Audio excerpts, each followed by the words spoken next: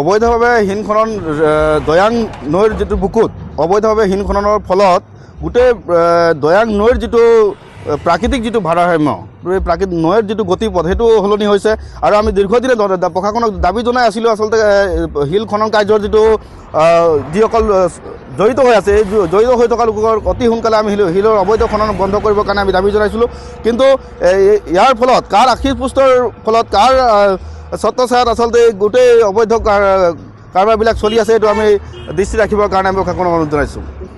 নিশ্চিতভাৱে উৰিয়াম ঘাটৰ উচ্ছেদৰ পিছত ইয়াত কিছুমান ধুৰন্ধৰ আচলতে ব্যৱসায়ীয়ে গোটেই তামোলেই হওক বা অন্যান্য যিসকল সম্পদ আছে সেই সম্পদসমূহ তেওঁলোকে দিনে ৰাতিয়ে আচলতে ইয়াৰ পৰা লুণ্ঠন কৰি থকা আমি দেখিবলৈ পাইছোঁ। প্ৰশাসনকো আচলতে আমি দাবী জনাই আছিলোঁ এই বিষয়টো হস্তক্ষেপ কৰিবৰ কাৰণে, বিষয়টো তীক্ষ্ণ দৃষ্টি ৰাখিবৰ কাৰণে, কিন্তু প্ৰশাসনো আচলতে ইয়াৰ লগত চামিল হৈ আছে নেকি এইটো আটাইতকৈ ৰহস্যজনক প্ৰশ্ন। চৰকাৰ প্ৰশাসনক আমি এই অবৈধ শিল খননৰ যিটো খনন কাৰ্য এই খনন কাৰ্য অতি শীঘ্ৰে আমি বন্ধ কৰিবৰ কাৰণে দাবী জনাইছোঁ। আচলতে সময়ে সময়ে অবৈধ খননৰ ফলত দয়াঙৰ যিটো প্ৰাকৃতিক যিটো ভাৰসাম্য দয়াঙৰ যিটো প্ৰাকৃতিক গতিপথ এই গতিপথ সলনি হৈ আচলতে ভৌগোলিক যিটো মানচিত্ৰ ইয়াৰ ওপৰতেই প্ৰভাৱ পৰিছে। নাই, আচলতে উচ্ছেদৰ নামত বিজেপি চৰকাৰ বা হিমন্ত বিশ্ব শৰ্মাৰ যিটো বিজেপি মিত্ৰজোঁট চৰকাৰ তেওঁলোকে কেৱল ভোট পাবলৈ কাৰণে ৰাজনীতি কৰিছে, এইটো আমি বাৰম্বাৰ কৈ আছিলোঁ। এতিয়া উচ্ছেদ থলী এতিয়া তেওঁলোকৰ কাৰণে এতিয়া লুণ্ঠন থলী, লুণ্ঠনৰ একেবাৰে ৰম্যভূমি। কাৰণ মানুহখিনিক উচ্ছেদ কৰাৰ পাছত তেওঁলোকে বহুত কথা কৈছিল যে জাতি বচোৱাৰ কথা কৈছিল, মাটি বচোৱাৰ কথা কৈছিল, অসমীয়া জাতিক বচোৱাৰ কথা কৈছিল। কিন্তু উচ্ছেদ কৰাৰ নামত তেওঁলোকে ভোট পাব পাৰিব, ৰাজনীতি কৰিব পাৰিব, কিন্তু আমাৰ জাতিও নাবাচে, মাটিও নাবাচে। সেই মাটি এতিয়া নগাৰ হেন চকু, নগা এতিয়া দখল কৰা আৰম্ভ কৰিছে। আৰু ইয়াত কেৱল তেওঁলোকৰ গোপন বুজাবুজিত ইয়াতকৈ বিশেষভাৱে ইয়াৰ বিধায়কে, স্থানীয় বিধায়ক সৰু পথাৰৰ বিশ্বজিৎ ফুকনে ইয়াত একদম একছত্ৰী সম্ৰাট এতিয়া লুণ্ঠনৰাজ চলাই আছে, কেৱল লুণ্ঠনৰাজ, কেৱল শোষণৰাজ। ইয়াত চাৰিওফালে দেখিছে ইয়াত কোনো ধৰণৰ কুঁৱাৰী নহয়, এইটো কুঁৱাৰী নোহোৱাকৈ অবৈধভাৱে ইয়াত খনন চলে তেওঁৰ পৃষ্ঠপোষকতাত।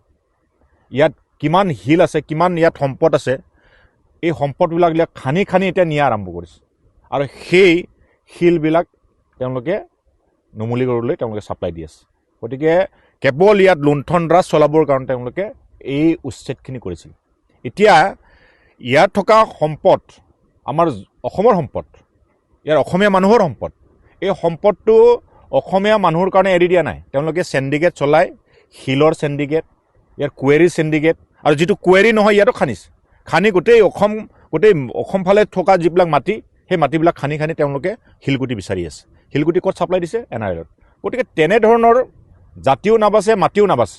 কেৱল মই কৈছোঁ নহয়, ইয়াৰ বিধায়কে তেওঁৰ পৃষ্ঠপোষকতাত কেৱল লুণ্ঠনৰাজ চলাবলৈ কাৰণে তেওঁলোকে ইয়াত কাম কৰি আছে। জনসাধাৰণৰ কাৰণে কোনো মংগল কাম কৰা নাই। এতিয়া উচ্ছেদৰ ৰাজনীতি কৰিলে, ইয়াৰ পৰা উচ্ছেদ কৰিলে ঠিক আছে, উচ্ছেদটো আমি কোনো বিৰোধিতা কৰা নাছিল, কিন্তু উচ্ছেদ কৰাৰ নামত তেওঁলোকে মাটিখন বচাব পাৰিছেনে? এতিয়া নগাই ইয়াত দখল কৰিব বিচাৰিছে, বিশেষকৈ নগাৰ পৰা ৰক্ষা কৰিব পাৰিব নেকি এই মাটিখিনি? এতিয়া তাৰ লগে লগে কেৱল ইয়াত লুণ্ঠনৰাজ চলাবৰ কাৰণে মই কৈছোঁ নাই, উচ্ছেদ কেৱল ৰাজনীতি কৰিবলৈ কাৰণে বিচাৰিছিল, এতিয়া উচ্ছেদ থলী এতিয়া লুণ্ঠনৰ থলী হিচাপে পৰিগণিত হৈছে। ইয়াত চব মানে আচলতে যেতিয়া মুখ্যমন্ত্ৰী ইয়াৰ কমিশ্যন অংশটো পায়, আৰু মুখ্যমন্ত্ৰীৰ কাৰণে যিগৰাকীয়ে ইয়াত যিবিলাক চেণ্ডিকেটৰ জৰিয়তে কমিশ্যনবিলাক সংগ্ৰহ কৰে, এইখন হ'ল বিশ্বজিৎ ফুকন। সেইকাৰণে ইয়াত ফৰেষ্ট বিভাগৰ নামত একো নাই, ইয়াত কোনো ধৰণৰ ইয়াত মানে মাইনিঙৰ বিভাগ একো নাই, ইয়াত কোনো ধৰণৰ পুলিচ প্ৰশাসন একো ঢুকি নাপায়। এটা ফিল্ম এটা আছেনে KGF, সেই KGFৰ নিচিনা ইয়াত চলি আছে।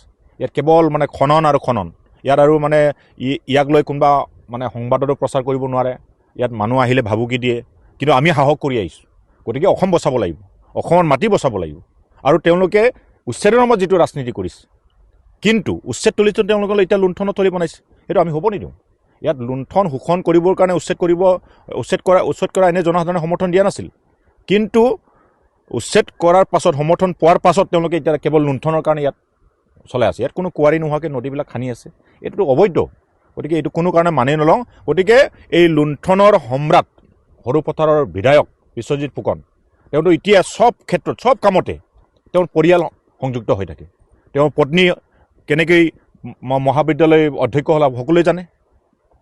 কেনেকৈ এপেক্স বেংকৰ কেলেংকাৰী তেওঁ কৰিছে, কেনেকৈ তাৰপিছত তেওঁক চব ঠিকা টুকলিত কমিশ্যনৰ জৰিয়তে ডাবুল ৰাস্তা বনাইছে, কমিশ্যনৰ নামত তেওঁ নিজৰ পৰিয়ালৰ মানুহক লগাই এতিয়াতো বিশ্বজিৎ ফুকনক বিচাৰি ডাবুল মানে বডি ডাবুল বুলি কৈ দিয়ে, কাৰণ বিশ্বজিৎ ফুকনৰ নামত ইয়াৰ পৰিয়ালসকলে তেওঁলোকে ইয়াত ক্ষমতা প্ৰভাৱ কৰি তেওঁলোকে প্ৰভাৱ পেলাই তেওঁলোকে লুণ্ঠন কৰি থাকে। গতিকে এইবিলাক ৰাইজে অতিষ্ঠ হৈছে।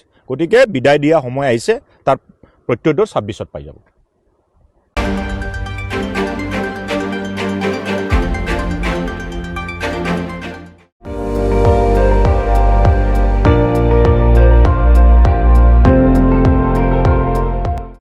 আপুনি চাই আছে ND24, সৰ্বশ্ৰেষ্ঠ নহয় সৰ্বোত্তমৰ দৌৰ।